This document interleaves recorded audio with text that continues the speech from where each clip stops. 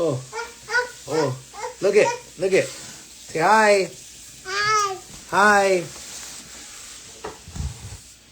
Hi. Hi. You want to play with your toy? Let me get you a toy. Oh my God. Hi. Hi.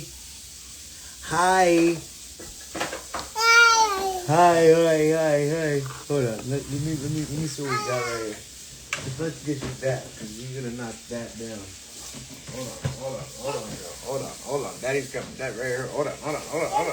Oh, look it. Here you go. Oh, hold on. Look it. We got Woody. We got Jesus. We got Minnie Mouse. Should be kicking it with. We got Minnie Mouse. Look at Minnie Mouse. We got Jesus, and Woody. Where's my crusty Steve? Hold on. There you go. Who are you gonna play with? Yeah, play with all of them. Oh, you want me to play with Jesus? Okay, I'll be Jesus right here. All right. We're reading the Bible with special guest while my wife does dishes. Yeah, I know, it's Woody. Hi. You wanna give him a high five? High five. Oh, you gotta see, look at her face. High five.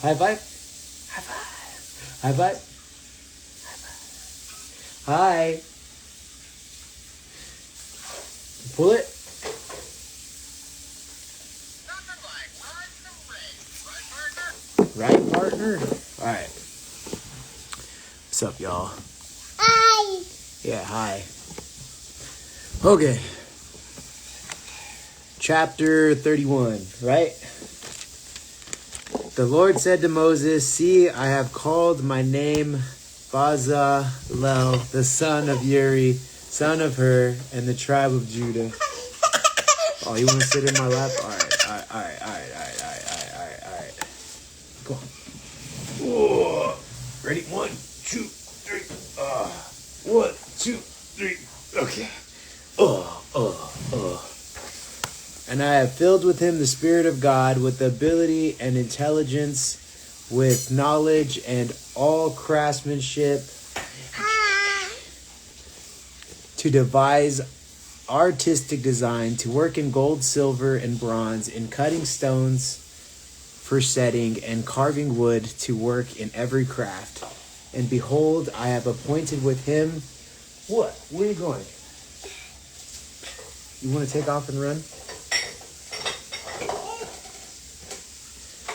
I have appointed with him Oholiab, the son of Azmak, and tribe of Dan, and I have given to all able men ability, that they may make all that I have commanded you, the tent of meeting, and the ark of testimony, and the mercy seat that is on it, and all furnishings of the tent, the table and its utensils, and the pure lampstand with all its utensils, and the altar of incense, and the altar of burnt offerings with all its utensils, and the basin and its stand, and the finely worked garments, the holy garments for Aaron, the priest, and the garments of his sons, and the service as priests, and the anointing oil and fragrant essence for the holy place, according to all that I have commanded you, they shall do. Hey, you. You got it? She just ain't got it. All right. And the Lord said to Moses, "You are to speak the Lord of Israel." You are that little bit. I'm all tongue-tied. The way she's super cute. She's almost too cute, really. The Lord said to Moses, "You are to speak to the people of Israel and say, above all, you shall keep my Sabbath, for this is a sign between me and you and throughout your generations, that you may know that I, the Lord, sanctify you. You shall keep the Sabbath because of its holy for you. Everyone who profanes it shall be put to death. Whoever does any work on it, that soul shall be cut off from among his people. 6 days shall work be done, but the seventh day is the Sabbath of solemn rest, or solemn rest. Holy to the Lord, whoever does any work on the Sabbath day shall put to death. Therefore the people in Israel shall keep the Sabbath, observing the Sabbath throughout their generations as a covenant forever. It is a sign forever between me, the people of Israel, that in 6 days the Lord made heaven and earth, and on the seventh day he rested, and he was refreshed. And he gave to Moses, when he had finished speaking with him on Mount Sinai, the 2 tablets of testimony, tablets of stone, written with the finger of God. One second. You, come over here. Wah, wah, wah, wah.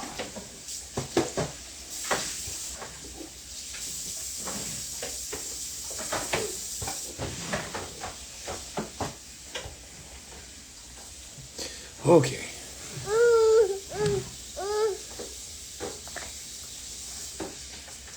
So, Bazazel is describing as being filled with the Holy Spirit of God, which means here that he has been equipped to fulfill the particular task which he was called, with the ability of intelligence to devise to work.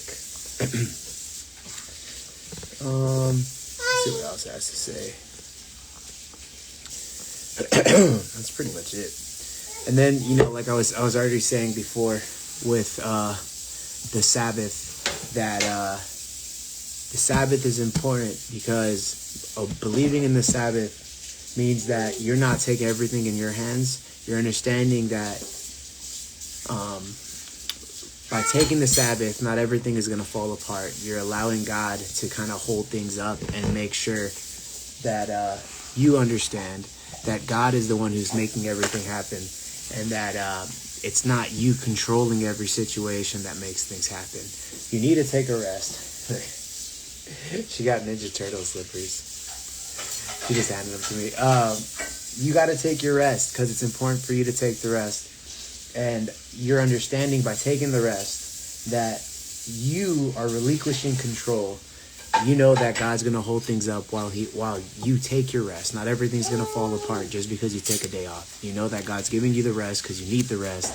And you're going to take the rest because you know that not everything has to be held up by you. You're allowing God to hold things up when you're taking the rest that he's telling you need to take.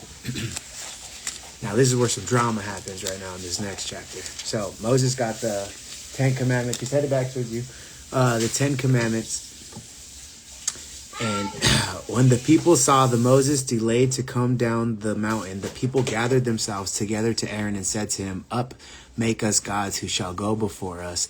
As for this Moses, the man who brought us up out of the land of Egypt, we do not know what has become of him." So Aaron said to them, "Take off the rings of gold that are in the ears of your wives, your sons, and your daughters, to bring them to me." So all the people took off the rings of gold that were in the ears, brought them to Aaron, and he received the gold from their hand and fashioned it engraving tools and made a golden calf. And they said, "These are your gods, O Israel, who brought you up out of the land of Egypt." When Aaron saw this, he built an altar before it. And Aaron made a proclamation and said, "Tomorrow shall be the feast to the Lord." And they rose up early the next day, offering burnt offerings and brought peace offerings. And the people sat down to eat and drink and rose up and play. This is the craziness because... So Moses is gone for 40 days. My baby's just yelling out hi. She knows how to say hi, bye, and mom and dad. So she abuses those words. But yeah, so Moses is gone. Moses is gone for 40 days. And in those 40 days, Aaron, his brother, who was literally with Moses as hi, Mama. Was with Moses the whole time and like going through every miracle with him. Hi. Oh, is that your Woody slipper? Look at Woody's slipper. She got all the slippers.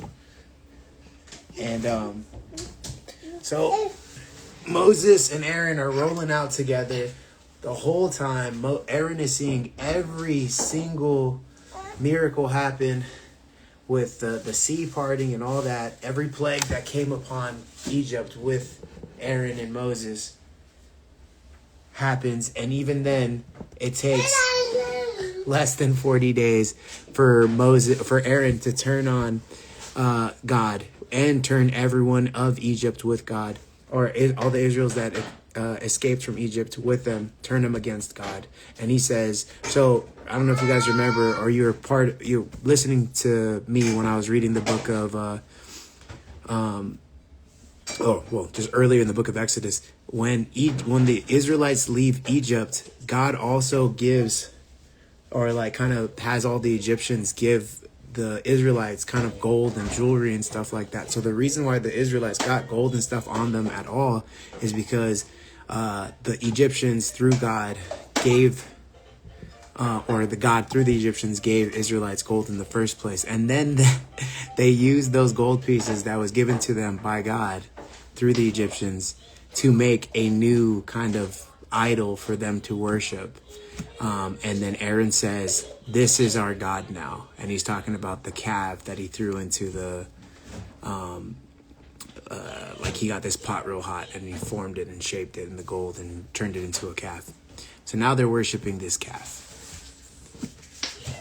And the Lord said to Moses, go down, for your people whom you brought up out of the land of Egypt have corrupted themselves. They have turned aside quickly out of the way I commanded them.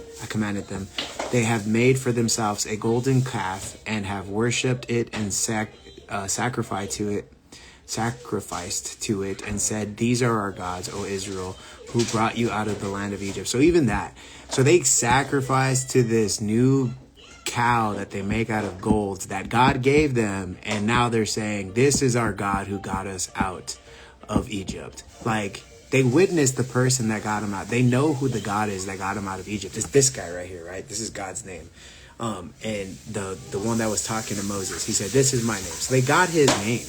And just like that, within 40 days, because that's how long Moses is out there, they totally turn on him and say, this is our new God. This is the God that got us out of Egypt. And they start worshiping some golden calf. And it's like, at the time, I believe that the golden, like the cow was, I think the god Baal, was like kind of worshipped as a cow or a calf deity, and I think that's the one that it's referring to as the person who there's another god that's like cow-like, and they just go like, yeah, no, that's our God, because obviously the other God's not here, so this is the one that got us out. And they just totally exactly, they just are ungrateful fools, and they just turn on them just like that.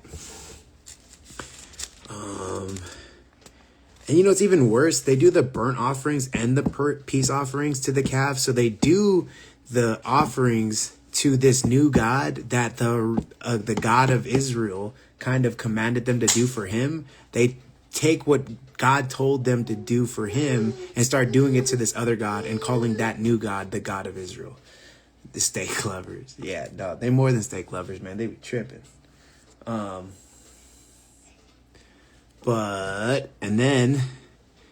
And the Lord said to Moses, I have seen this people, and behold, it is stiff-necked people. Now therefore let me alone, my wrath may burn hot against them, and may I consume them in order that I may make a great nation of you.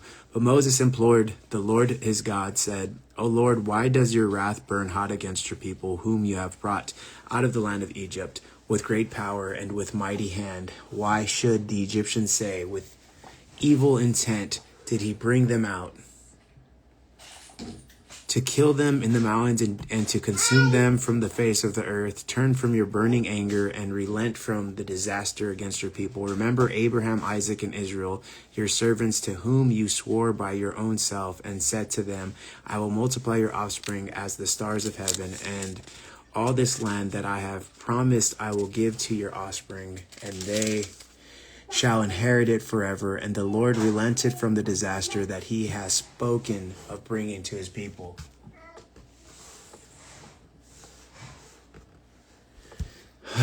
Then Moses turned and went down from the mountain with 2 tablets, the testimony in his hand, tablets that were written on both sides, on the front on the back they were written. The tablets were the work of God, and the writing was the writing of God, engraved on the tablets. When Joshua heard the noise of the people as they shouted, he said to Moses, "There is noise of war in the camp." But he said, "It is not the sound of shouting for victory, for the sound of cry of defeat, but the sound of singing that I hear." And as soon as he came near the camp and saw the calf and the dancing, Moses' anger burned hot, and he threw tablets out of his hand and broke them at the foot of the mountain. He took the calf that they handmade, burned it with fire, ground it to powder, and scattered it on the water, and made the people of Israel drink it. So that's how upset he was. He didn't they try to sacrifice something? No, they did sacrifice as well. They're doing peace offerings and burnt offerings to that new calf. And then when Moses saw it, he was like, "Man, y'all tripping, man." He's like, "God got us out of Israel and you just turn on him like that?" And then so Moses came and burnt up their new god idol bull worship thing that they were worshiping. He gets rid of that, he destroys that, and then on top of that, he turned it into powder, and then he was like, "Here, y'all drink it." And he made all of the Israelites drink it.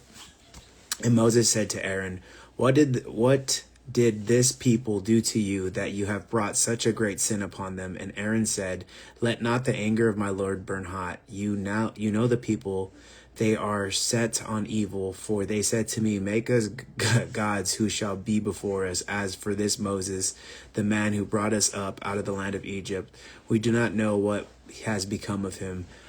So I said to them, 'Let any who have gold take it off.' So they gave it to me, and they threw it into the fire, and it came this calf." This is the thing about Aaron. He's like, "Yo, man, I told them not to be tripping, but they were like, 'Come on, who's gonna save us now?' And he acts like it wasn't his idea, but if you pull back a couple pages, he was like, 'Everyone, give me your gold. Let's make a new god.' So it was kind of like his idea. He'd just be lying straight to Moses' face. And then even then, he was like, 'Yeah, dude, I just threw it into the fire, and then out came the calf. I don't know what happened.' He made it, Aaron, spineless, that guy. And when Moses saw that the people had broken loose, for Aaron had let them break loose to the direction of their enemies, then Moses stood in the gate, this camp, and said, 'Who is on the Lord's side? Come to me.' And all the sons of Levi gathered around him. And he said to them, 'Thus says the Lord God of Israel, put your sword on your side, each of you, and go to and fro from gate to gate throughout the camp, and each of you kill his brothers and his companions and his neighbor.' And the sons of Levi did according to the word of Moses, and that day about 3,000 men of the people fell. And Moses said, 'Today you have been ordained for the service of the Lord, each one at the cost of his son and his brother, so that he might bestow a blessing upon you this day.'" So this is something, whenever you're at church and they kind of talk about Exodus and the leaving Egypt, or even what happens when Moses comes back with the 10 commandments that he throws on the floor and he breaks, they tend to leave this part out, which is because it's if you're not really kind of don't have a strong grasp of God and his sovereignty and how just and loving he is, when you hear this, you're like, "What the heck? That doesn't sound nice." God says, he basically tells Moses, Moses basically was like, "Who's with me?" Right? Because he has this divided Israel now. Some of them are worshiping this cow. Other ones, they all started worshiping the cow, but he basically goes, "Who's with me?" And the God of Israel, the God that got us out of Egypt, and who's with this cow thing? And some of them, not even just some of them, a lot of them, about 3,000 men of the people fell. So 3,000 of those people, that's just counting the men, were deciding to even then go "Nah, I don't want to be with your God, the God that got us out of Egypt. I don't want any part of you and Moses and the God you are with Moses. I'm good." And so basically the other Israelites killed all those that were against them. And I guess people will be like, "How is that fair? How is that loving?" And the way that you put it is similar to kind of when he destroyed Sodom and Gomorrah, when people's hearts are so hardened that they cannot be forgiven, God knows that. So when God is telling Moses here and having Moses kill those people, he's telling them to do it because he knows that those people are just people that are going to continue to choose evil, and there is they have free will to choose not, or to choose God, but he knows that they will never choose God. So they're just going like, all right, let's just wipe them off the table so that there will be no one else to kind of pull the Israelites that are choosing him away from him. It's like removing a cancer, essentially. And I would say that a loving God removes cancer, if that makes sense. So the next day Moses said to the people, "And you have sinned a great sin. Now I will go up to the Lord. Perhaps I can make atonement for your sin." So Moses returned to the Lord and said, "Alas, this people has sinned a great sin. They have made for themselves gods of gold. But now if you will forgive their sin, but if not, please blot me out of your book that you have written." But the Lord said to Moses, "Whoever has sinned against me, I will blot out of my book. But now go, lead the people to the place about which I have spoken to you. Behold, my angel shall go before you. Nevertheless, in the day when I visit, I will visit their sin upon them." Then the Lord sent a plague on the people because they made the calf, the one that Aaron made. So even those people that chose to ask for repentance, and like God forgave them, he still punished them. He was like, nah, I'm not. He's like, you got to know that, like, I'll forgive you, but you can't just be making bad mistakes like that. So he basically spanked them, and he gave them a plague. Because it's kind of like when you're reading the Old Testament versus the New Testament God. In the Old Testament, it's like we're children, so God treats humanity as a whole as children. So like you gotta spank your kids, right? But because we just kind of lack the ability to kind of contemplate and understand as a collective how we're supposed to be acting.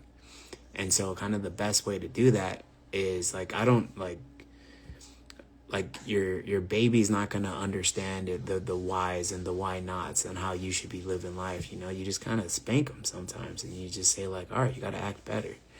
And now that's why in the New Testament, when he's a lot more loving, what seems to be a lot more loving, it's the same God.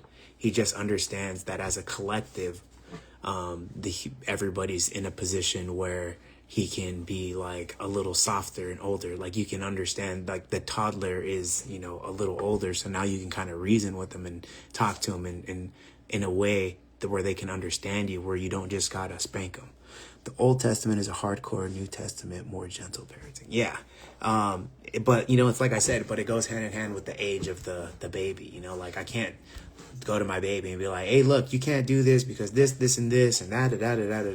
It's like, no, don't do that. It's going to hurt you. Like, don't do that. You're going to get hot or you're going to burn your hand, So like you're spanking them to prevent them from doing something that's going to be really bad.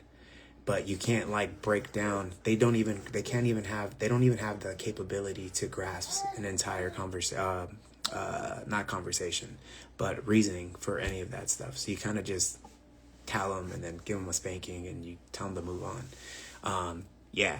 And I know like some people be like, that doesn't make any sense, but he understands we have a father from perfection and full of sin. No, he understands we are farther from perfection and full of sin. No, he understands that we are all far from perfection, that we are all sinned, and and he's trying to prevent us to sin the best way that he can within our own scope and capabilities. So like our reasoning as a collective wasn't very high in the Old Testament, and when the New Testament, like we have grown, we've evolved, we're adapted, we've got smarter as a culture, as a collective, and so the way he reasons with us is a little differently, and that's why in the New Testament he seems to be a little bit softer. It's because he can, and we can understand that we would respond differently, But Last chapter for today. The Lord said to Moses, depart, go up from here, you and the people whom you have brought up out of the land of Egypt, to the land of which I swore to Abraham, Isaac, and Jacob, saying, to your offspring I will give it. I will send an angel before you, and I will drive out the Canaanites, the Amorites, and the Hittites, and the Perizzites, and the Hivites, and the Jebusites. Go up to a land flowing with milk and honey, but I will not go up among you, lest I consume you on the way, for you are a stiff-necked people. And I mean, we all are, right? I feel like Israel, if you look at Israel throughout the whole Old Testament, and you're going to see there's this theme that they constantly just kind of flip back and go back to doing stuff that God, like, very, very specifically told them not to do. And we kind of mirror them on like a day-to-day basis, because I mean, we have the word in front of us, and as good as you try to live by the Lord, like, backsliding happens, and you're not gonna, you know, we all sin, we fall so short from the grace of God. And so it's real easy to read the Old Testament and be like, dang, like, how are they worshiping a calf? Like, God just saved them. But on a day-to-day basis, man, we mess up very similarly all the time. And yeah, like the Israel, you can really see yourself inside there. Israel got ADHD for reals. They really do. Happy Friday, brother. Preach the word until amen. And that's, I'm trying to preach the word to whoever's willing to hear it, But yeah, like it really goes to show that we are all flawed. You can really see yourself when you're looking through the lens of the Old Testament in the Israelites. Unfortunately, we are all flawed. We all make mistakes, and we all continuously slide back and forth. But that's why it's good to surround yourself with like-minded people that are also trying to do right, to hold you accountable, and to be like, hey, man, you're not supposed to do that. Listen to that Holy Spirit inside of you and change your ways. That's why Jesus asked his Father to forgive us, because with his time on earth, he learned what it's like to be human and know that. No, well, yeah, 100%. I was mentioning that the other day. The importance of Jesus kind of coming in and understanding the human life from the jump, like coming out of the Mary. He understood that our entire life is pain and suffering. Like, not like our entirety, but like the first thing we feel is pain and suffering. We feel cold and hungry because we're in our womb, in our mom's womb, and we are fed warm, kind of like just hugged by our insides the entire time. We have nothing to worry about. But the minute that we come out, we are crying, we're screaming. We're not happy when the baby comes out, right? When a baby comes out, it's screaming because it's uncomfortable. We are born into discomfort, and Jesus was able to experience that whole thing through life, and show all of us how even then, going through this whole life, including temptation, being hungry, being hurt, he had to deal with every desire, lust and hunger and gluttony and all that stuff. And even then, he still lived the perfect life, because it is possible, right? He showed us that it's possible. And that's why he's the perfect lamb and our sacrifice, so that we can all be cleaned. But yes, we are on the book of Exodus today. We are at chapter 33. It's going to be our last chapter for today. So we were more than halfway through the book of Exodus as well. Let's see. Jebusites, go to a land flowing with milk and honey, but I will not go up among you, lest I consume you the way, for you are a stiff-necked people. When the people heard this disastrous word, they mourned, and no one put on his ornaments. For the Lord has said to Moses, say to the people of Israel, you are a stiff-necked people. If for a single moment I should go among you, I would consume you. So now take off your ornaments, that I may know what to do with you. Therefore the people of Israel stripped themselves of their ornaments from the Mount Horeb onward. Now Moses used to take the tent, pitch it outside the camp, far from the camp, and he called it the tent of meeting. And everyone who sought the Lord would go out to the tent of meeting, which was outside the camp. Whenever Moses went out to the tent, all the people would rise up, and each would stand at his tent door and watch Moses until he had gone into the tent. When Moses entered the tent, the pillar of cloud would descend and stand at the entrance of the tent, and the Lord would speak with Moses. And when all the people saw the pillar of cloud standing at the entrance of the tent, Hi.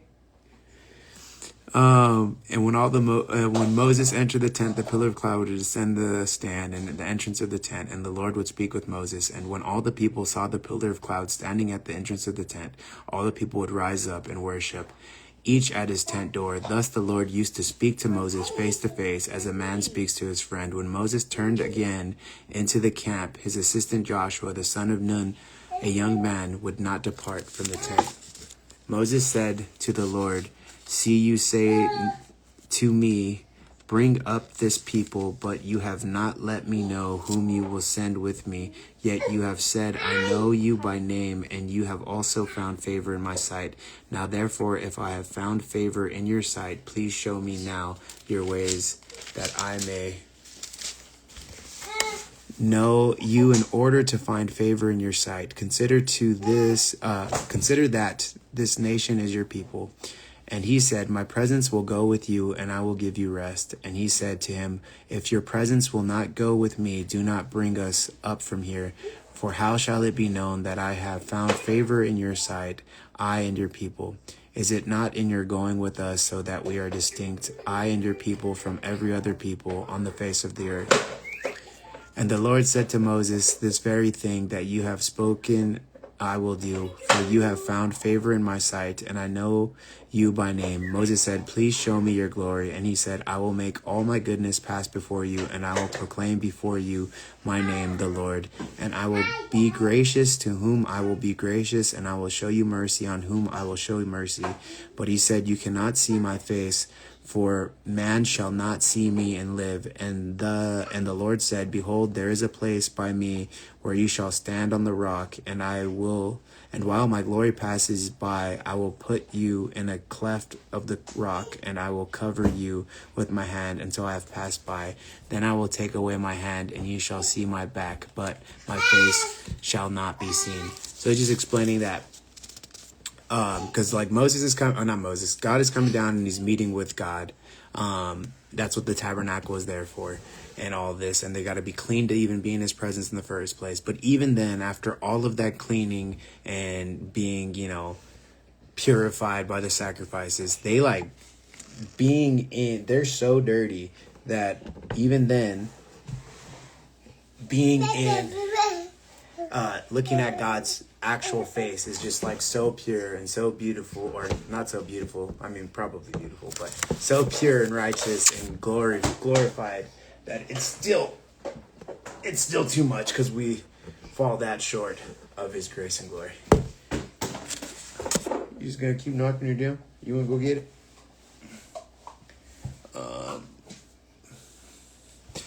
Yes, so let's see what the commentary says a little bit. I'll read a little bit about that, and then that'll be the end for today. Is that your milk? Here. So yeah, Moses requests to see the Lord's glory. But he's saying it's like God's like, all right, look, you can't see me in the face, but what we can do is we're gonna go out, we're gonna be by this rock, I'm gonna walk past you, but you're gonna have your eyes closed like this, and then I'm gonna go by, and then only after I pass you, you'll be able to see me from the back, and then you'll be able to handle that, because that's how kind of divine and powerful and just his aura is too high. We wouldn't be able to hold it, we wouldn't even be able to handle it. This comes down and speaks the third covenant. Then on verse, it's tomorrow. Tomorrow's 34. So let's see.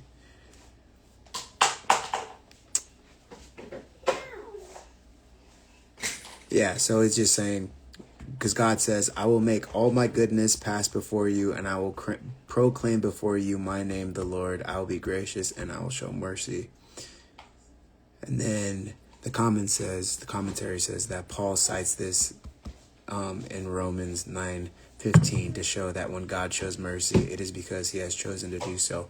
And just to add on that, just think, God is so strong and righteous, and kind of even his presence alone is so powerful that we can't even kind of handle being in his presence. We can't even look at him. That's how strong and kind of glorified and just like radiating outwards his being is. That's how strong and powerful of a God he is. We can't even stand to be in his presence.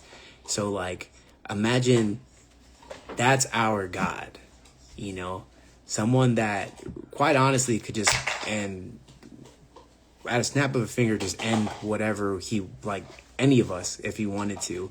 And even then, he cares about us so much and loves us and wants the best for us. And even then sacrifices his son for us. Like it's like he's a human and we're a bunch of ants. We are so less than him, even less than, because like if an ant looks at us, we're not gonna die, you know, like, but that's how strong and kind of, that's how, lack of a better word, godly God is, you know, like we're like abysmal to him. Like we don't,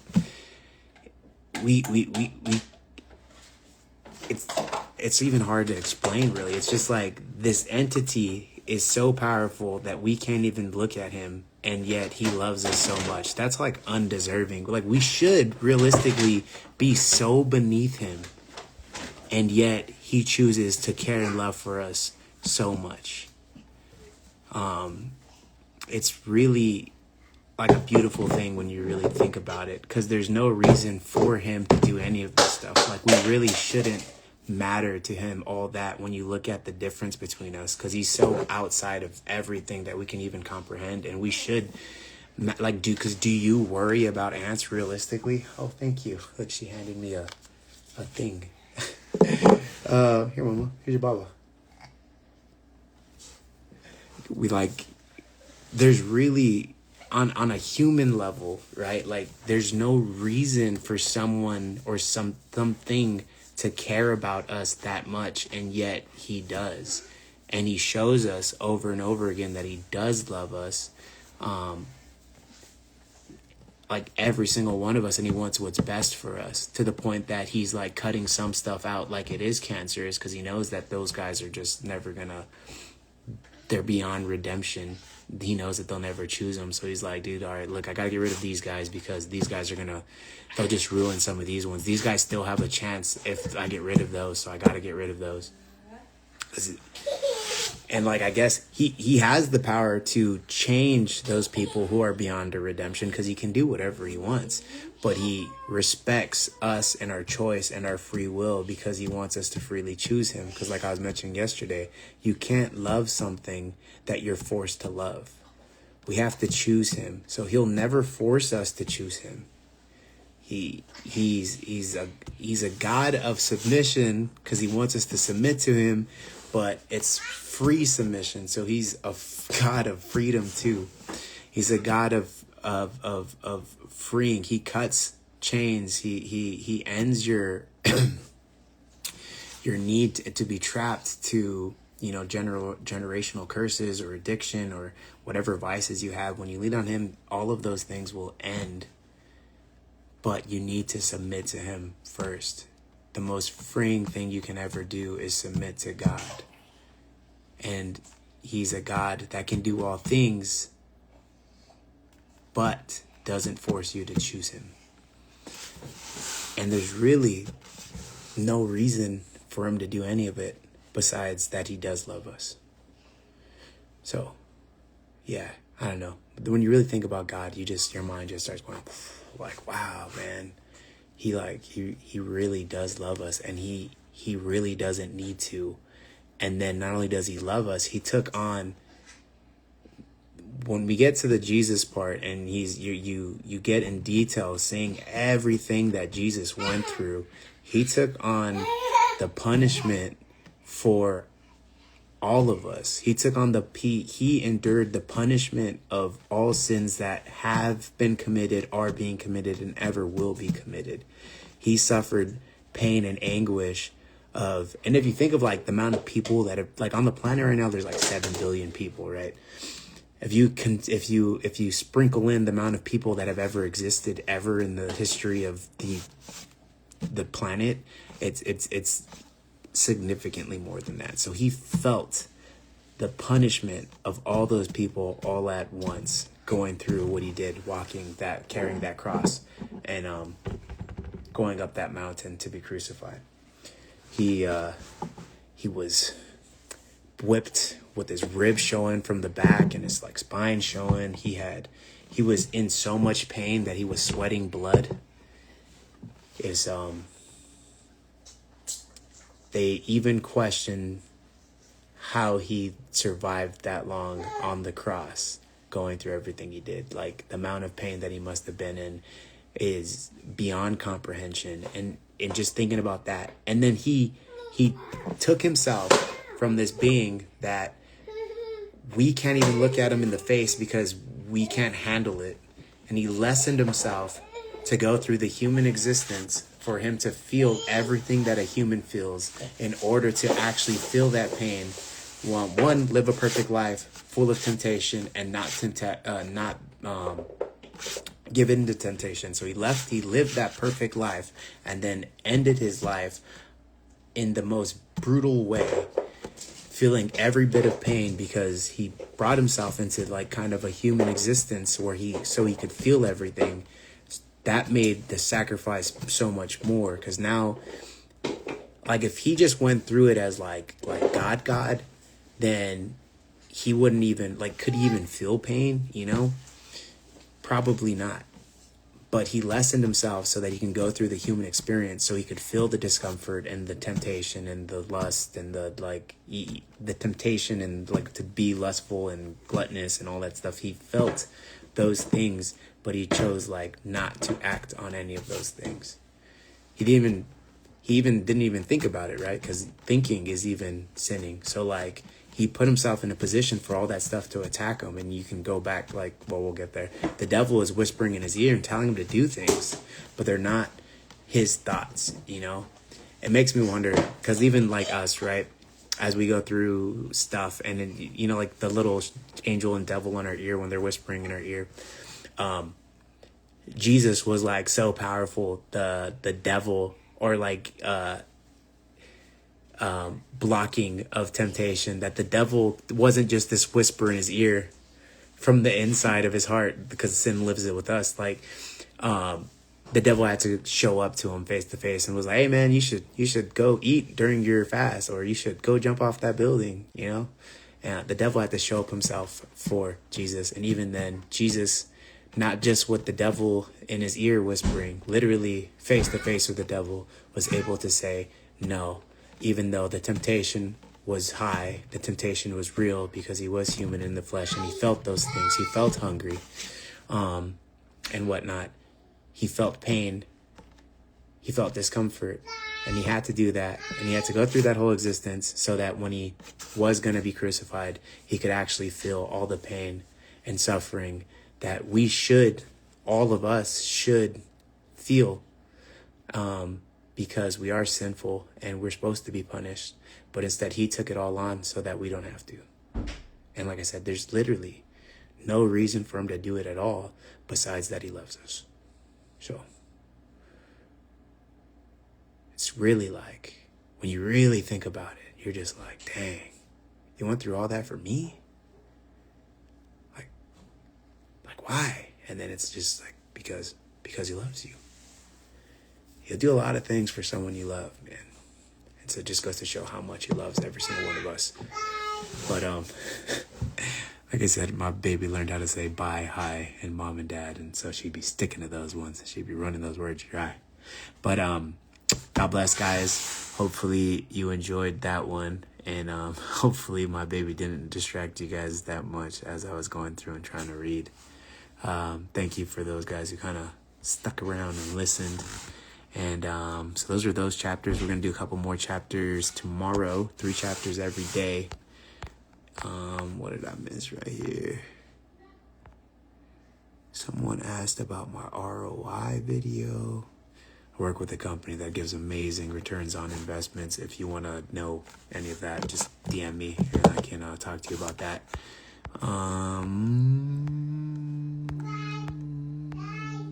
Let's see, did I miss anything else? No. All right, guys. God bless. Love you guys. Get some good sleep.